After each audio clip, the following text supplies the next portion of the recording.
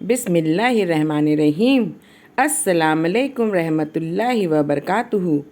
یامی کی چھوٹی سی دنیا میں آپ سب کا سواگت ہے، تو آئیں اور یامی کی چھوٹی سی دنیا میں شامل ہو جائیں۔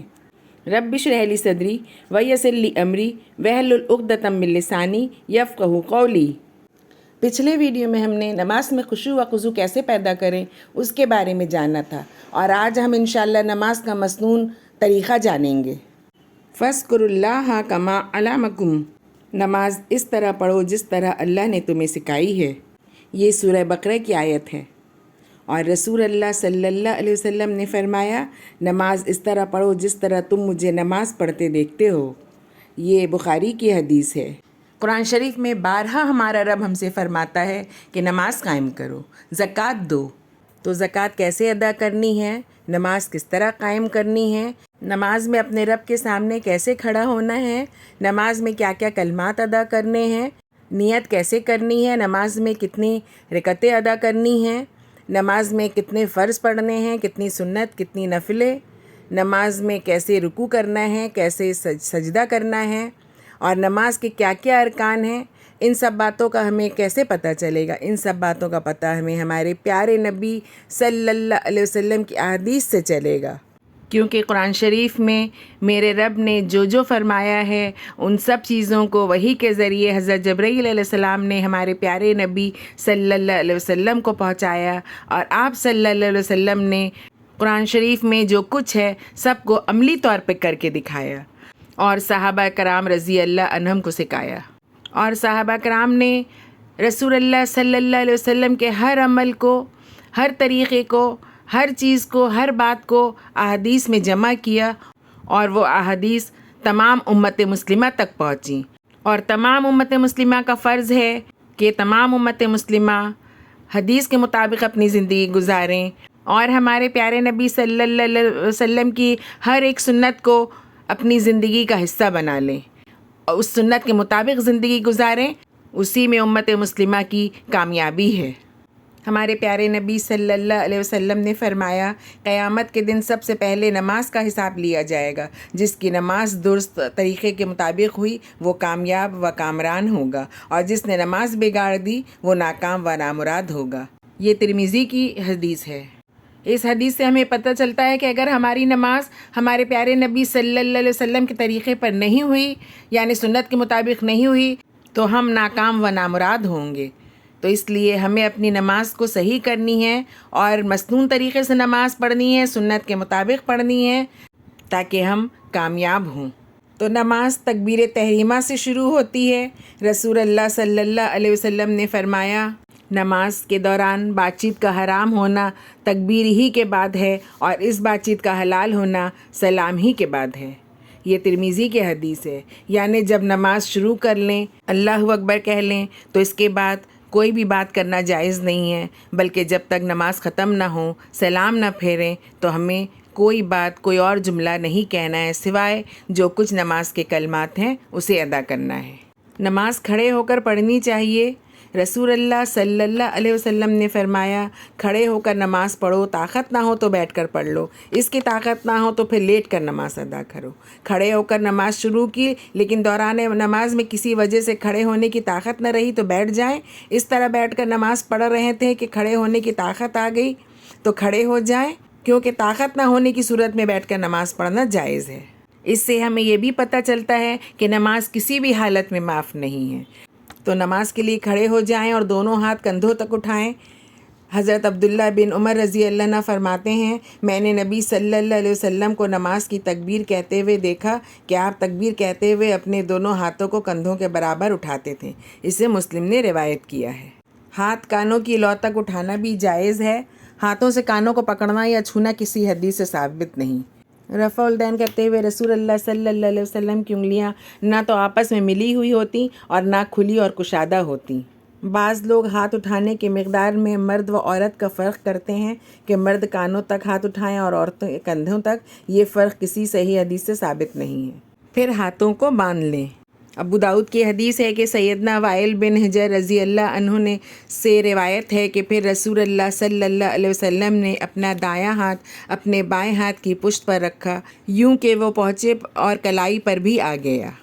نماز میں ہاتھ سینے پہ باندھنا چاہیے، کیونکہ حضرت وائل بن حجر رضی اللہ عنہ فرماتے ہیں میں نے نبی اکرم صلی اللہ علیہ وسلم کے ساتھ نماز پڑھی تو آپ صلی اللہ علیہ وسلم نے اپنا دایاں ہاتھ بائیں ہاتھ پر رکھ کر سینے پر ہاتھ باندھے۔ اسے ابن خزیمہ کتاب الصلاۃ نے روایت کیا ہے۔ تکبیر تحریمہ کے بعد نماز شروع کرنے کی دعا استفتاح پڑھیں گے۔ دعا استفتاح نماز کے شروع میں پڑھی جائے گی، بعد میں نہیں، یعنی اگر کوئی آدمی قیام کے بعد رکوع یا سجدے میں جماعت کے ساتھ ملا ہے تو دعا استفتاح نہیں پڑھے گا، بلکہ اسی حالت میں ساتھ مل جائے گا اور بعد میں بھی نہیں پڑھے گا، کیونکہ اس کا محل گزر چکا ہے۔ پھر تعوذ پڑھیں گے۔ پہلی رکعت میں قرأت سے پہلے تعوذ پڑھنا لازمی ہے، بعد میں اختلاف ہے، نہ پڑھنا بہتر ہے، کیونکہ حضرت ابو ہریرہ رضی اللہ عنہ بیان کرتے ہیں کہ رسول اللہ صلی اللہ علیہ وسلم جب دوسری رکعت کے لیے کھڑے ہوتے تو بغیر کچھ دیر خاموش رہے سورہ فاتحہ سے قرأت شروع کرتے۔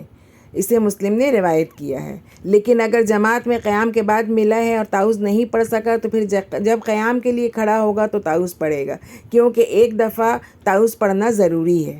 پھر سورہ فاتحہ پڑھیں۔ سورہ فاتحہ پڑھنا لازمی ہے اور ہر ایک کو پڑھنی ہے، یعنی ہر نمازی ہر حالت میں سورہ فاتحہ ضرور پڑھے، خواہ امام ہو، مقتدی ہو یا اکیلا ہو، کیونکہ اس کے بغیر نماز نہیں ہوتی۔ رسول اللہ صلی اللہ علیہ وسلم نے فرمایا جس شخص نے نماز میں سورہ فاتحہ نہیں پڑھی اس کی نماز نہیں۔ اسے مسلم نے روایت کیا ہے۔ سورہ فاتحہ کے ساتھ بسم اللہ الرحمن الرحیم ضرور پڑھیں۔ سورہ فاتحہ کی قرأت امام اور مقتدی پر تمام نمازوں میں فرض ہے، خواہ وہ حضر ہو یا سفر، اور جہری نماز میں بھی اور سری نمازوں میں بھی۔ امام کے پیچھے جب امام بلند آواز سے قرأت کر رہا ہو تو بھی سورہ فاتحہ پڑھنا فرض ہے۔ سیدنا عبادہ بن صامت رضی اللہ عنہ فرماتے ہیں رسول اللہ صلی اللہ علیہ وسلم نے ہمیں صبح کی نماز پڑھائی تو آپ صلی اللہ علیہ وسلم پہ قرأت کرنا مشکل ہو گیا، تو جب آپ نماز سے فارغ ہوئے تو فرمایا میرا خیال ہے کہ تم اپنے امام کے پیچھے قرأت کرتے ہو۔ ہم نے عرض کی ہاں اے اللہ کے رسول، یقیناً ہم قرأت کرتے ہیں۔ آپ نے فرمایا کچھ نہ پڑھا کرو سوائے سورہ فاتحہ کی، کیونکہ اس شخص کی نماز نہیں ہوتی جو سورہ فاتحہ نہیں پڑھتا۔ سورہ فاتحہ نماز کی ہر رکعت میں پڑھنا لازمی ہے، محض ایک رکعت میں پڑھ لینا کافی نہیں۔ رسول اللہ صلی اللہ علیہ وسلم نے ایک شخص کو نماز کا طریقہ بتاتے ہوئے فرمایا جب قبلے کی طرف رخ ہو جائے تو تکبیر تحریمہ کہہ، پھر سورہ فاتحہ پڑھ، پھر جو تو پڑھنا چاہتا ہے پڑھ، پھر یہ کام نماز کی ہر رکعت میں کر۔ ہر آیت الگ الگ اور ٹھہر ٹھہر کر پڑھے۔ سیدہ ام سلمہ رضی اللہ عنہا فرماتی ہیں رسول اللہ صلی اللہ علیہ وسلم ایک ایک آیت کو جدا جدا کر کے پڑھتے تھے۔ بعض لوگ قرأت کرتے ہوئے دو دو تین تین آیت کو ملا کر ایک سانس میں پڑھتے ہیں، یہ سنت کے خلاف ہے۔ سورہ فاتحہ کے اختتام پر آمین کہیں۔ رسول اللہ صلی اللہ علیہ وسلم نے فرمایا جب امام غیر المغضوب علیہم ولا الضالین کہے تو آمین کہو۔ جماعت میں امام بلند آواز سے قرأت کر رہا ہو تو امام اور مقتدیوں کو بھی بلند آواز سے آمین کہنی چاہیے۔ ایک رکعت میں ایک سے زیادہ صورتیں بھی پڑھی جا سکتی ہیں۔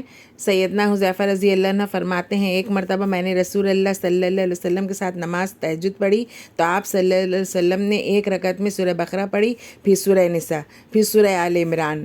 اسے مسلم نے روایت کیا ہے۔ ایک رکعت میں سورت کا کچھ حصہ بھی پڑھا جا سکتا ہے۔ سیدنا عبداللہ بن صائب رضی اللہ عنہ فرماتے ہیں ایک مرتبہ نبی صلی اللہ علیہ وسلم نے ہمیں مکہ میں نماز فجر پڑھائی اور اس میں سورہ مومنون شروع کی۔ جب موسیٰ اور ہارون علیہ السلام یا عیسیٰ علیہ السلام کے تذکرے پر پہنچے تو آپ کو کھانسی آ گئی اور آپ صلی اللہ علیہ وسلم رکوع میں چلے گئے۔ اسے مسلم نے روایت کیا ہے۔